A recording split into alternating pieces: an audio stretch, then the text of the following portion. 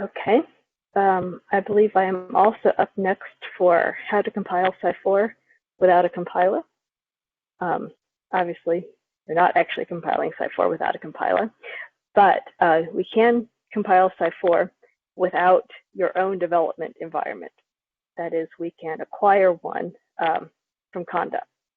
And I set this up so that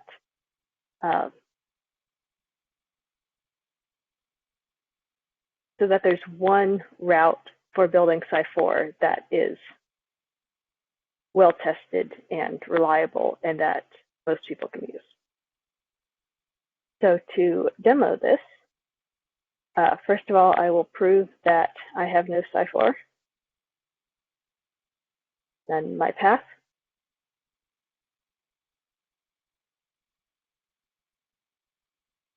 Okay, so I think that Jeff already showed how you can clone Cy4 and add upstream. So I won't recover that, but I'm going to create a new Conda environment, and it's going to have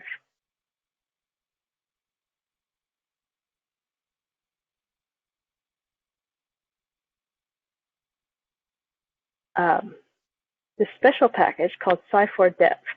And the point of this package is to provide all the things that you need to compile Cy4, but not Cy4 itself. And you want to pull it from Cy4 label dev because that's the most recent nightly build. And you're going to want to spell create correctly.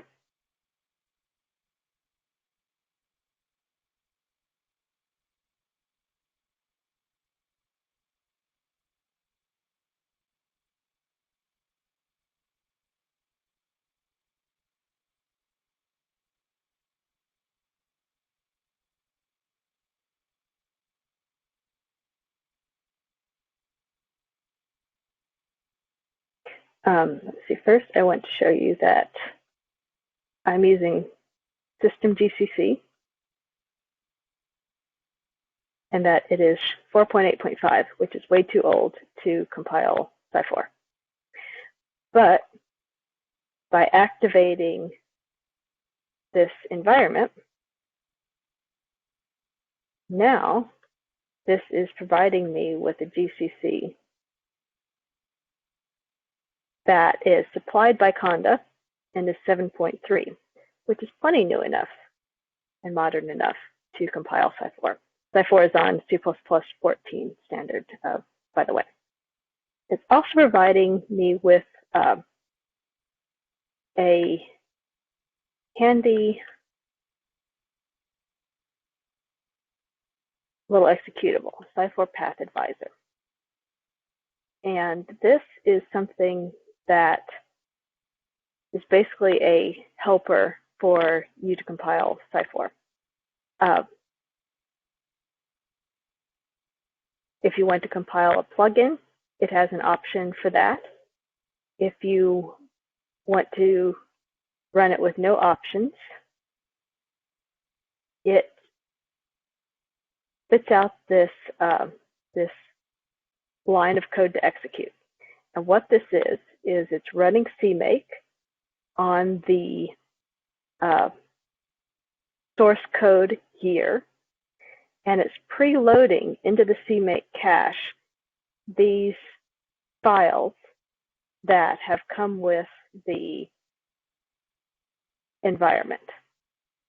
We can just look at one of these, and it's nothing that radical. It's just saying that for LAPACK libraries, to use the one in this environment, to use the libmklrt.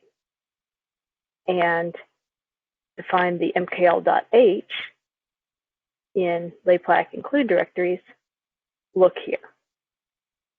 All this is doing is feeding your Cmake with a reasonable starting point. And so this is going to provide sort of the basic QC dependencies, but you might also like to use Conda's provided compilers. So we'll execute this again with GCC. And this adds a few more things to the cache, and then we'll actually take this command and execute it. Now, this is just a starting point for your Cmake command. You're welcome to add additional options. In this case, I'll say Cmake build shared. So if it's building any libraries, it will build them as SOs and not .As. And you can add as many of these as you like. This is an ordinary Cmake command.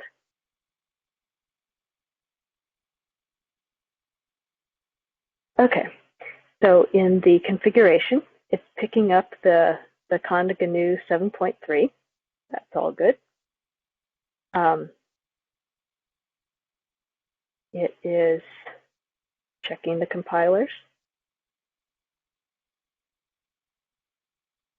And then over here, these turquoise lines are where it's finding the dependencies that Cy needs.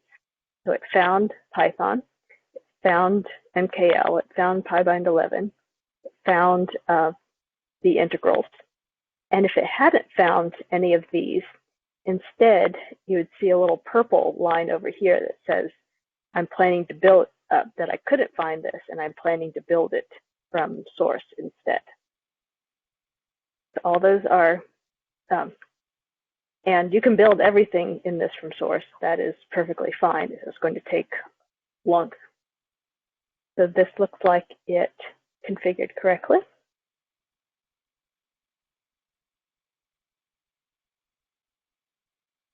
So going into Obster, and I shall just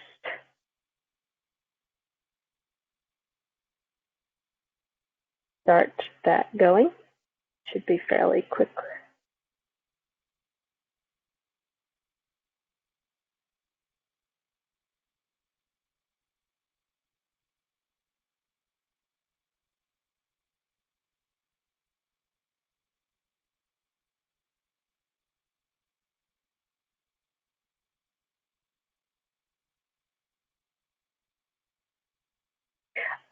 I'm now back in the same directory that is at present compiling. And you might notice that there is this Cmake cache file in here. Now you've run Cmake once in order to get this directory. Until you're tired of this this build directory, you really need never execute Cmake directly again. What you can do is edit the Cmake cache. And so if, for example, you decided you wanted ChemPS2,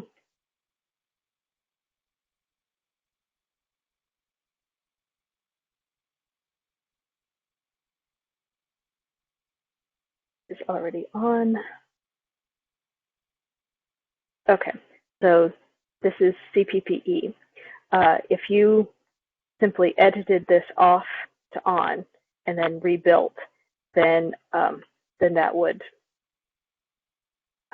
rebuild with that new dependency that you wanted.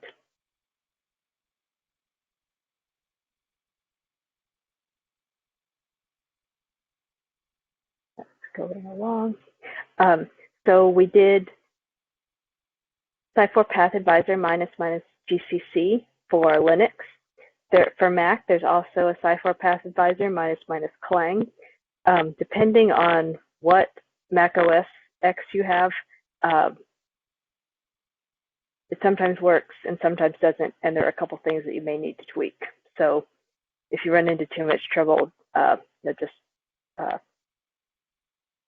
mention it on Slack, and I can try to help you out. Okay, so the last thing to build are all these export files that connect C++ and Python. These aren't actually errors, they're deprecation warnings.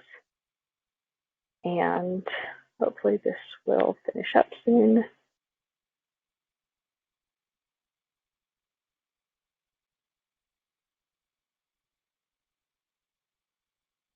The final core.so is always the biggest file and takes a couple minutes to build.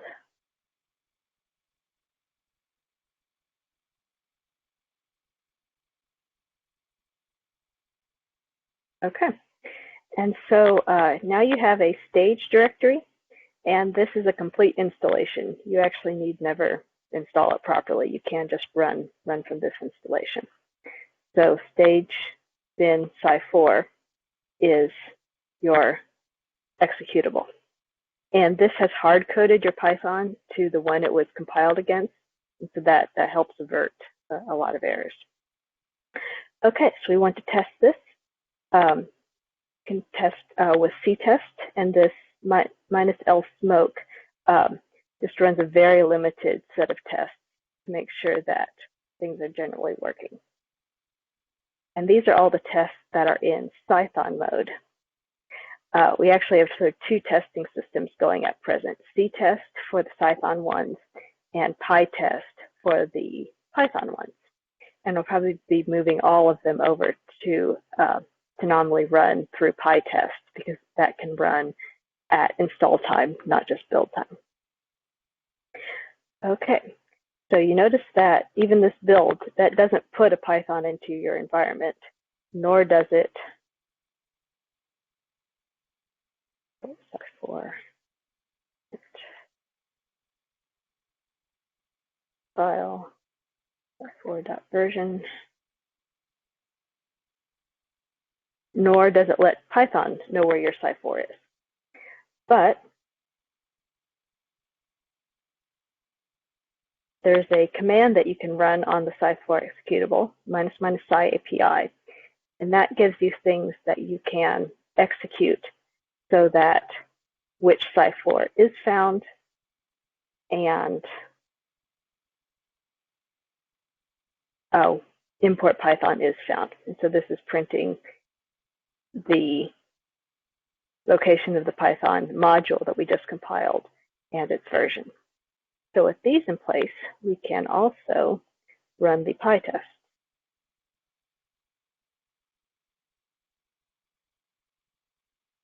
And so they live up a directory in tests, PyTest, and again, we just want to run the smoke ones, and we'll run them fast.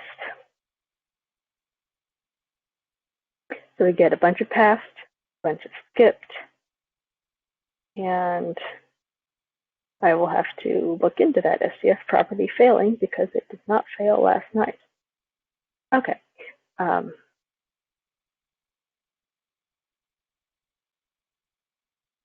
Oh, grid.dat. Okay. I know what's going on there. Okay. As long as everything is all passed or all skipped, or passed, skipped, warnings, X pass, X fail, those are all fine. The only thing that's bad are the red ones, the actual fail. Okay, so hopefully this was an overview of how you can, on a Linux environment at least, build a Cy4 and start getting going with it without too many build problems.